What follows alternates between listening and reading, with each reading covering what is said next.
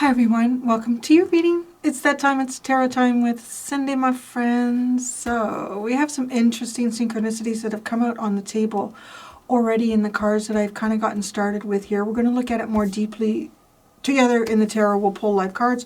But first, I'm looking at, it's important to tell you that right now, there's two things to keep in mind. There's something that is serving as like what would appear to be an obstacle in front of your path. But this obstacle is actually, it's protecting you from negative forces out of your control. That's what it says. That's what it's called. And it's the mountain. Here you are. Here you are staring at the mountain and you're getting this cobweb card with it. So you are being protected from negative forces. These forces are something that it's also interesting. Because they're out of your control, I feel like it has nothing to do with you. So I'll say that. Whatever these negative forces are, they have nothing to do with you. And the fact that it's coming across that way without of your control is we have a heavy karmic energy on the table as well. And karma to me is kind of like the seeds that we have sown. But you haven't sown these seeds. So you're being protected from them. Whatever is growing on the other side of this mountain or down in the valley, whatever that is, you are being protected. So kind of like keep that in mind, that there is a block that is forming, has been formed, or is sitting in front of you, and it literally is protecting you. It is protecting you from something that is not your karma. You shouldn't be involved in it. You shouldn't, it's not yours to reap. Okay? And it's interesting because it's also important that as you find yourself in this space and time, that you make sure that your actions and your decisions are not dictated by anger. That's also very important here, because you could try to push past this block, and in doing that, I feel like, I don't think you will, to be honest, but I do feel as though, like, if you did decide to do this, to push past whatever it is kind of blocking you on the road here, on the path, and that you would be inviting yourself into a karmic path here that you don't need to do that with. Now, I do get disappointment from you as well in this reading, that, you know, obviously you're feeling disappointment, probably frustration with this. But, okay, this is not like permanent. This is not an indefinite situation. I don't know what the timeline is, but this is not something that is going to stay like this indefinitely for you. But you are sitting like, this is the actual situation. I said, Spirit, show me what situation is the collective involved in right now. And you have the gate. So the gate is a symbol of new beginnings. It's a symbol of closing off a past and walking into the future. The Scissors card came out here, disappointment in some affair. So I do want to say that, right, like that's where I'm getting, like, you're feeling this frustration, you're disappointed. The Pyramid card is coming out as the energy on this side of the gate, like with you, which I thought was funny because you got the mountain. You're standing there with the mountain. It was another reading earlier this week where there was the synchronicity of it was the mountain card and then something else, but then it was followed through by the Earth card in the Pyramid, and it was Earth Pyramid. Like, what is a mountain? Yeah, like an earth pyramid. So it's kind of funny that synchronicity has come through, like it's another form of a mountain in a way. But lightning, control your anger or you will be sorry. Well, that's the thing here. Like, don't let your frustration or your anger be the force that creates your decision or actions here, because you will pave a path of unhealthy karma for yourself. Now, speaking of which, then I asked, what is on the other side of the gate? Like, which to me feels like where you're trying to go. And it's karma. You got the karma cat. There's the karma cat. And look at the mountain card came out. But look, this mountain card says you are on the road to success. I love it. That wasn't the end of the crazy synchronicities as I was pulling these out. That was not the end of it. So the underlying card in the Tea Leaf Oracle deck is a two-faced friend, and it's a cat. And that's karma, bitch. That is karma. Because it can go this way or it can go that way. It can be feeling like it's nice to you, and it can be feeling like it ain't so nice to you. And I really, like, that's how I'm seeing the karma cat. It's karma. Be careful here. Mm. And it's almost as if the advice, this reminds me, who was this? I love kind of when I do the collectives at the end of the week. I feel like I bring you all together in a big hug and we talk about everything that we went through individually through your signs, and then we kind of do the collective. It's like, oh yeah, I remember this here, I remember this, that. Do you remember when I talked about this for you in Sagittarius? I'm sure it was in Sagittarius. It was either this or the extended. And I was talking about, I think it was, if I'm wrong, please correct me, but it was talking about the fact that the only thing you need to do here feels like the most difficult thing to do, and as doing nothing. Like, I remember getting the vibe of a group of people this week who were like doers. They were, you know, if the job's got to be done right, then I got to do it. If nobody else is going to step up and do this, I need to do it. Like, just taking the reins and taking action. Because this is like, you don't push against this mountain. You don't. And it's important to pay attention to how you feel during this experience, because as soon as you dip into like frustration or anger, that is the wrong energy, and that is the energy that's going to maybe cause you to do something that would produce unhealthy karma for you down the road, right? On the other side of this gate is your good karma. It's a reward. Like, on the other side of this obstacle is a reward for you. But, you know, karma's a two-faced friend. She is, isn't she? She is a two-faced friend, that karma. And right now she wants to be your friend. And she's saying, don't push the mountain. Don't push the mountain. So the gate. Oh, what is the disappointment? What is the disappointing affair or situation that you've encountered here?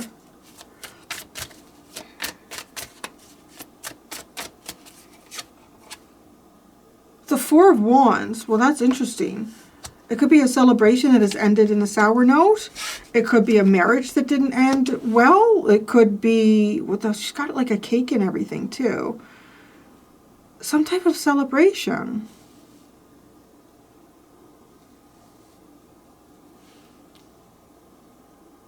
A party? I want more on this. It feels like really specific. The World. The Ten of Swords. Holy moly. And the Three of Pentacles. This deck has two Ten of Swords, and this is the better one of the two. This is kind of once you've gone past the painful ego destruction and whatever's happened. And then, like, right, him and his ego are looking right at each other. And he's accepting who he's being, and his ego is understanding the relationship that they have with each other. It's kind of like, it's at the end of that difficult period where there's some type of self-acceptance that occurs, but not after an ending. There's an ending that has happened here in some area of your life where there was celebration. Again, the Four of Wands is a celebration card. It can be, some people say, like a marriage card. It looks more like a birthday celebration to me. Something may have happened here. You may have felt cut out. The scissors. Like cut out of a get-together that was going on. You may have felt betrayed in this endeavor. Like, I thought we were doing this together. Pulling each other out of the dark, or pulling up together on this rope.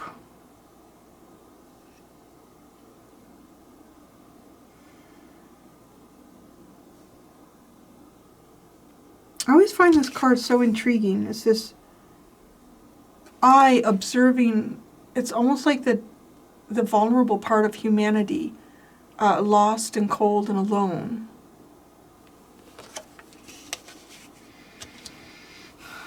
The never-ending cycle of self. This whole thing's been disappointing.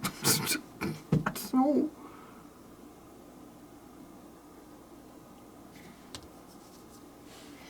I'm kind of wondering if there's like, there's some sort of energy or building that you would have had with another person here, that it's left you feeling a lot of pain, but also coming to terms with who you are and what you've been through. Getting through this gate does not seem easy. Your road to success is on the other side of it. Maybe with the Ten of Swords too, there could be a sense of anger or frustration.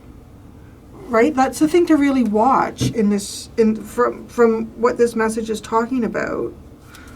All right, the mountain is your energy right now. You are the mountain. You could even be protecting yourself. Like, you are the mountain. I asked, what are you? You're the mountain.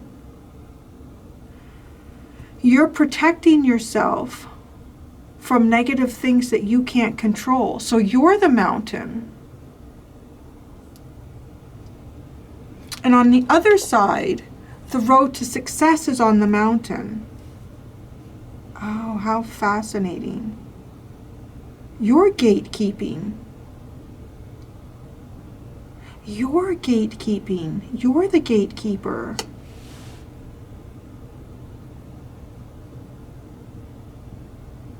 You've put an obstacle here. Aren't you interesting? You've been showing up throughout the zodiac off and on this week.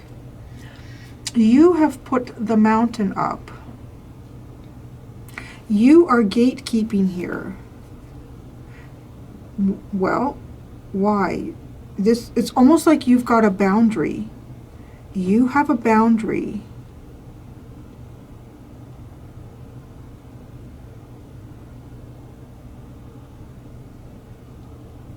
Okay. Yeah, that's interesting how that unfolded. You're the actual mountain.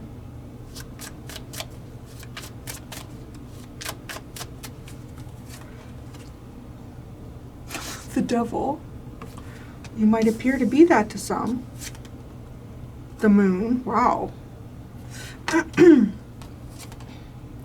the Empress. Holy Major Arcana. No, you are. You are karma. Fuck. You are karma and you are the mountain.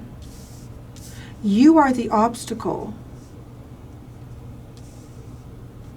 You are the obstacle to the road to success.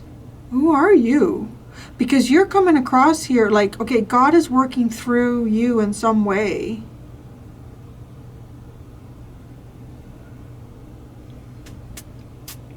What are these negative forces?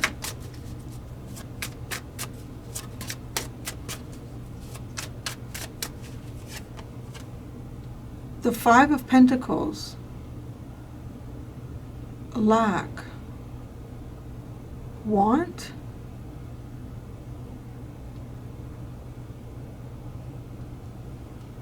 People that are like, there's some sort like it's a lack. It's the Five of Pentacles, like a lack energy. You are keeping lack away from you.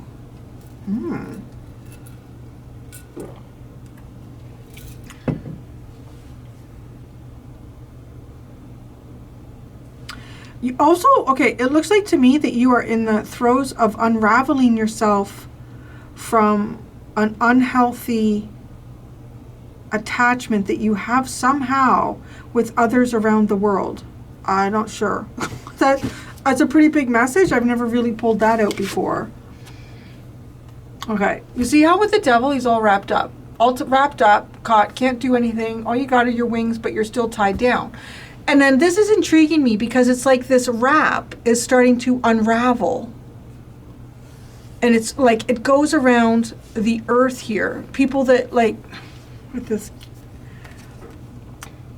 it's a gap. I can't even call it like a chasm or anything. It's a gap. Unraveling a codependency, an unhealthy attachment. It's weird. It's like something that you and others around the world are unwrapping yourselves from.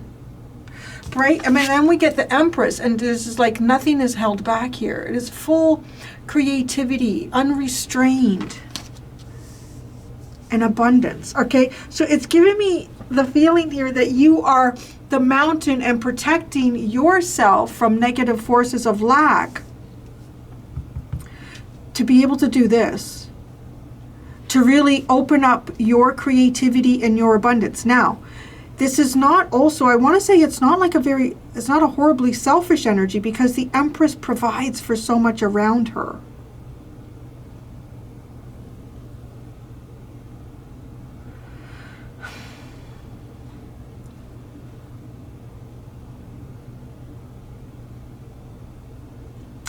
Is it other people's...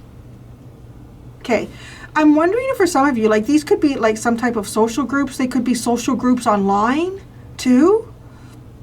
Some type of social group here that your heart has been unhealthily tied to. It could be something that at one point your heart was attached to or really invested in. But there's some type of recognition here, not just you. Well, y'all are watching this as individuals in a collective. So that's kind of funny too, right? Because this is unraveling. You're unraveling some type of karmic forces between yourself and others around the world.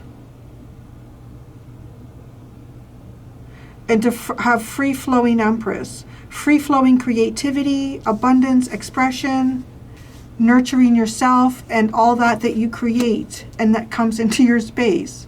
And you're protecting this from these negative forces that you can't control. It's kind of like I'm looking at you all as an individual, but how this is but seeing you in how your energy is functioning collectively.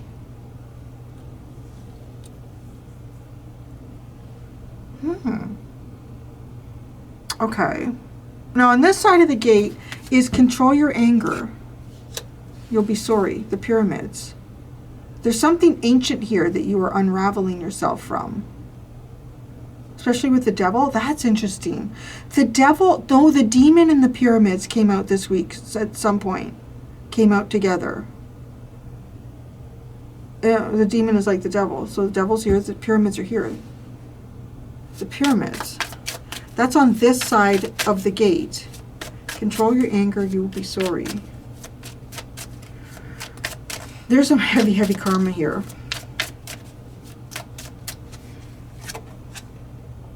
The Four of Pentacles. The Seven of Pentacles. And the Seven of Cups.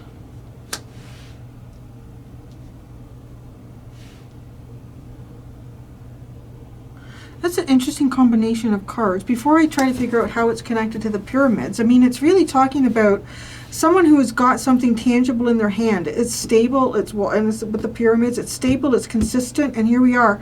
And then it's a new plan, but okay, the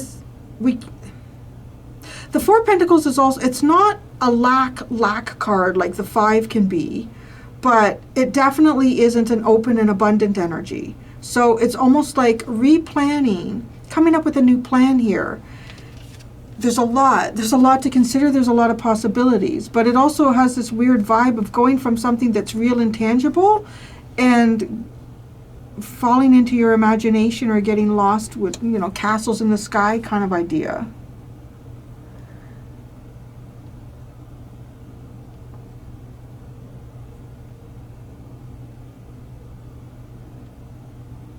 How would you be sorry? Who would be sorry? Who would be sorry? Who would be sorry?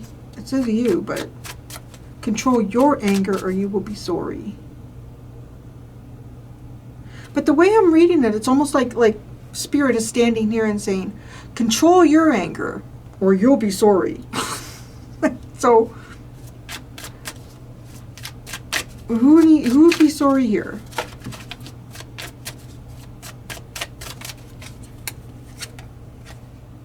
Ten of Cups. Oh, it's interesting, like a family.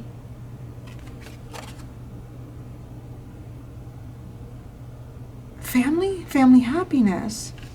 That's who'd be sorry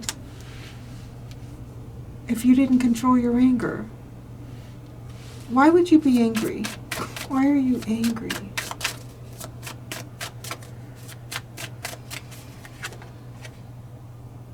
The Magician. There could be some type of manipulation going on. Don't manifest through anger either. I don't know why there'd be anger here. I don't know if it's just coming across as like, it could be something that sets you off. I'm just saying it because I don't really see. Let me see. The Ten of Swords. The Ten of Swords. The Fool. The King of Swords. And the Hierophant. The Wise One. That seems completely good. It seems like good energy. Because the world, a cycle is closed off. And through the closing of that cycle, we address our ego. We have to reinvent who we are and who we think we know ourselves to be. And then we start with a fresh start with the Fool. We have a clear and precise mind, and we have learned so much along the way to apply it. That is a very healthy Ten of Swords.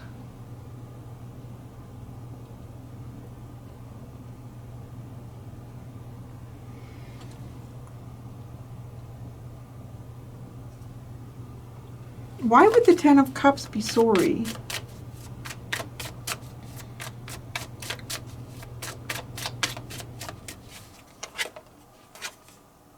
The Six of Pentacles. The Ten of Swords, that's a painful. And the Ten of Wands. My gosh. It's weird. It's almost like putting someone in like a poverty. And then when they're down, this is like, look at this. This dude has been stabbed so many times and he's laying there. Come on, focus, son of a bitch. Focus. What is your problem? Okay, see, so many. And look at this dude. He's coming in for the kill.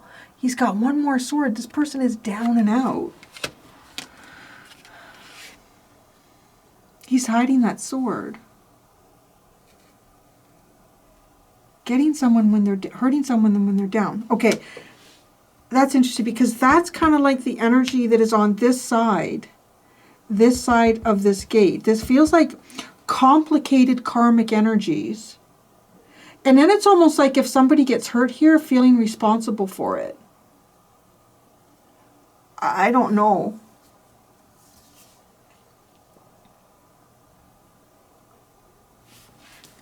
It also has this vibe. Okay, if there's something going on with someone who is suffering some type of a difficulty, giving them a handout, although it might feel like a handout, a hand up, whatever it might be, it feels like short term that would, that's kind of helpful.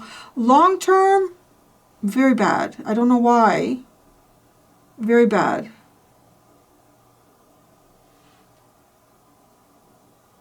It would be like kind of like the ruin of someone and cause them to carry much responsibility and weight. Where this Ten of Swords over here, it's better to be disappointed. I don't know how to say that, right? It's better to be disappointed than angry and reactive. Angry and reactive would turn a Ten of Swords into a long-term burden.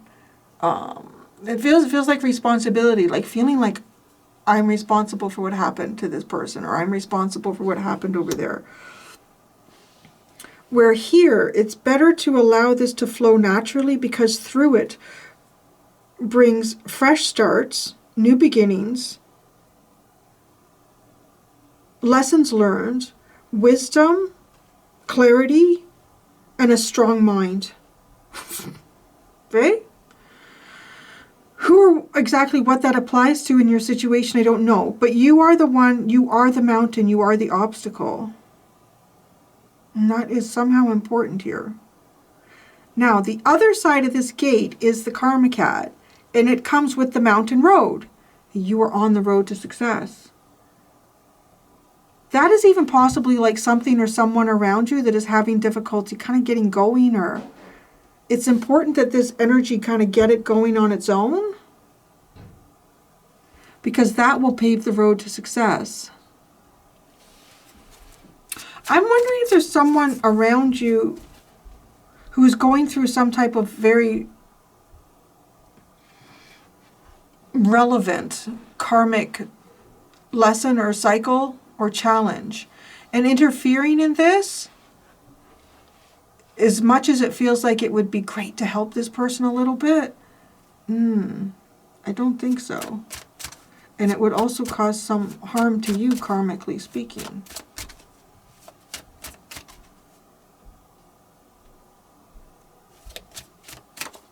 You know, it's interesting, like, sometimes, well, a lot of times, actually, when I do the readings, I often feel like, as a channeler, I'm kind of viewing all of us as the children of the universe. And there is something kind of like playing out for me in that, where, like, let's say you had a child and this person is in school and they're doing projects, and it might seem like a great idea to, you know what, I'm going to give them a little more help than I really should. Or I'm going to pay off the instructor or something like that, right? It's kind of like that thing where it feels like, well, it's a nice, sorry, something just came in with unraveling this unhealthy energy in the world. I'll talk about that in a second. It's like a short-term gain, but long-term, it's very bad. Like, it's very bad. It wouldn't work out. It doesn't help this person to try to help them in that way. It's kind of reminding me of this theme that I've noticed, like, and now my own son is in high school, and we had an interesting talk a couple months about this. So when I was, like, before I was married or had kids or anything like that, like, supervisors and managers around me, I was always listening to conversations, like, kind of off on the side, and they were often, like, talking about doing their kids' projects in high school.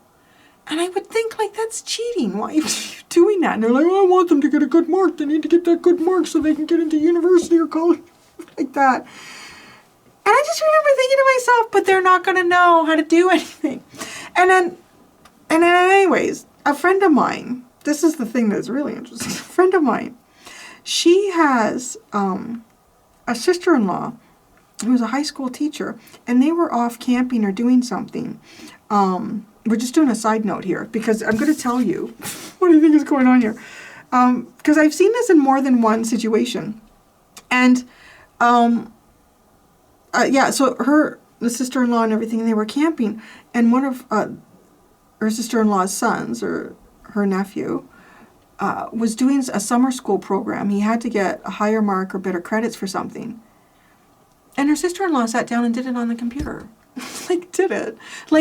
And she called her out on it, and she said, are you doing his work? And she says, yeah, just the last part so he can go and have fun or whatever. And she said, but that's not right.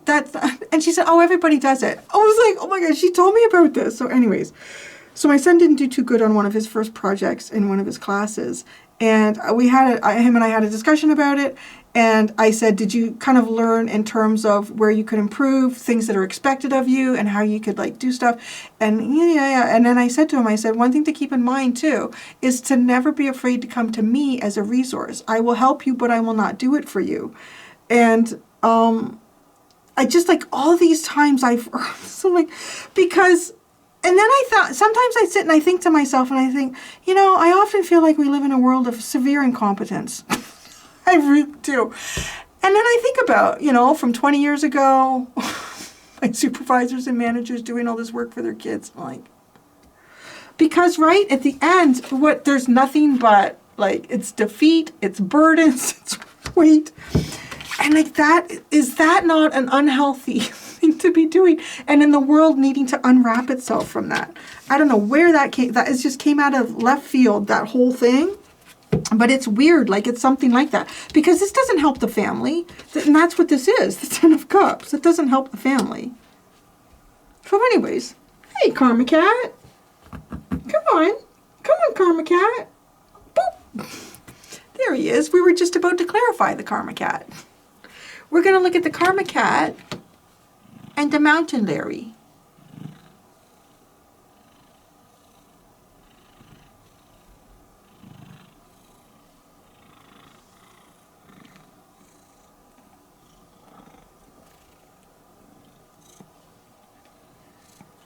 Are you getting those purrs?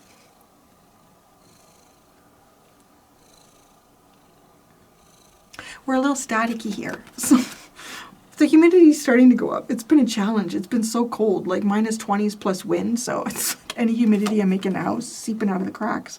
All right, karma is on the other side of the gate. And it's good. It's being on the road to success. Karma. You're going to get booped in the nose. Karma.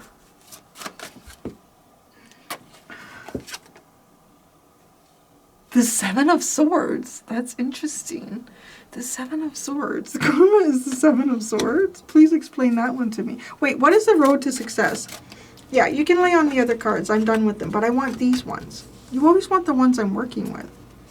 What is this road to success? The Hermit and the Four of Cups. Spending enough time with yourself to get to understand what the higher cup is. Processing disappointments. That's the road to success. Is processing disappointments and recognizing, well, to some degree, how our moods, our feelings, and our outlooks can pave different roads for us. This is a very profound reading. Why is the Seven of Swords here with the Karma Cat?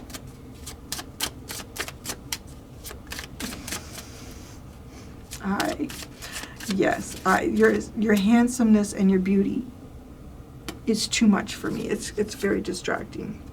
The Wheel of Fortune, the Hanged Man or Hanged One,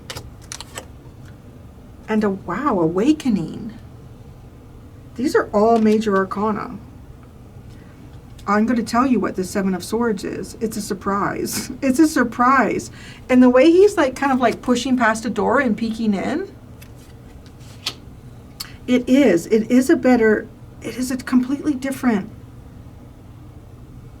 You're in the process of paving a much better karmic energy for yourself moving forward. Don't take any shortcuts here.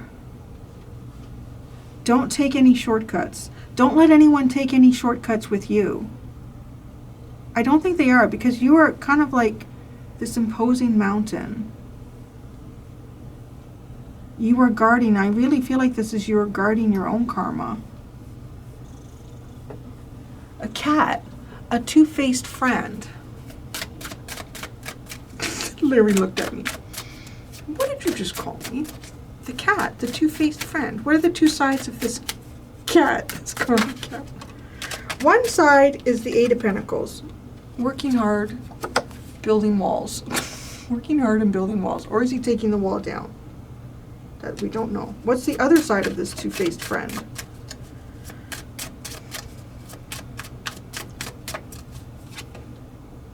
The Five of Wands. Somebody who can cause shit.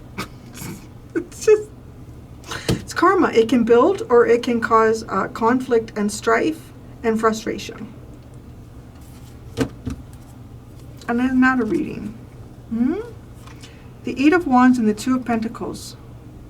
Oh, I love that. It's just got this rhythm of going into, and slowly, like as you're working over here, you're materializing your new reality. Larry and I, that's what we have. We're going to go do the extended. What do I want to do in that? I think in the extended, I'm going to... Oh, I know. Okay, I see it. I was just shown the Return of Spirit Oracle deck. I'm going to look at spiritual energy and forces you are leaving behind, and spiritual energy and forces you are walking towards. And that's what I have for you, my friends. Thank you so much, everyone. Until next time, be gentle with yourselves. Bye.